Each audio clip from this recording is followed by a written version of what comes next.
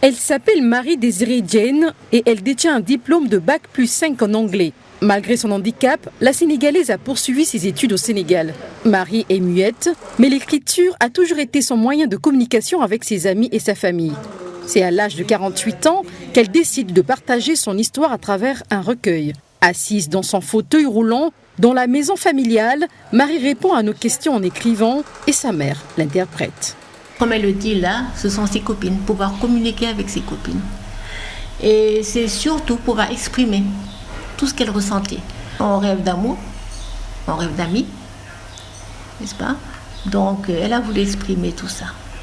Dans ses poèmes, vous voyez, bon, il y a la colère, après il y a la confiance, l'apaisement, l'abandon à Dieu.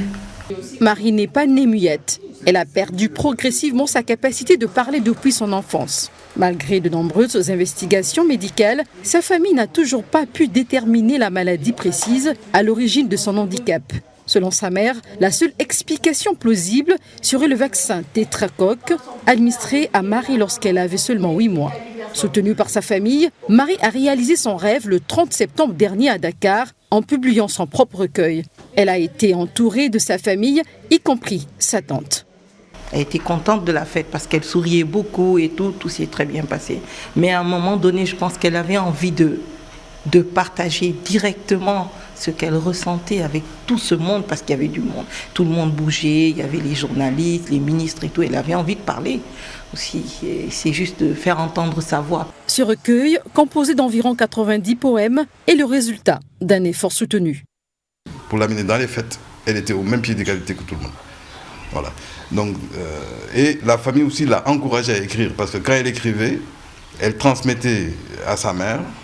Moi, elle m'a transmis, elle a transmis à mon épouse, avec laquelle elle a travaillé pour pouvoir corriger. On s'est battu aussi pour pouvoir la faire produire. Sa présence m'a beaucoup réconfortée dans beaucoup de moments difficiles. Et quand j'ai été moi-même amputée, je vais vous dire une chose, je l'ai respectée encore plus. Le projet de Marie a également été soutenu par le ministère sénégalais de la Culture, ainsi que d'autres personnes de bonne volonté.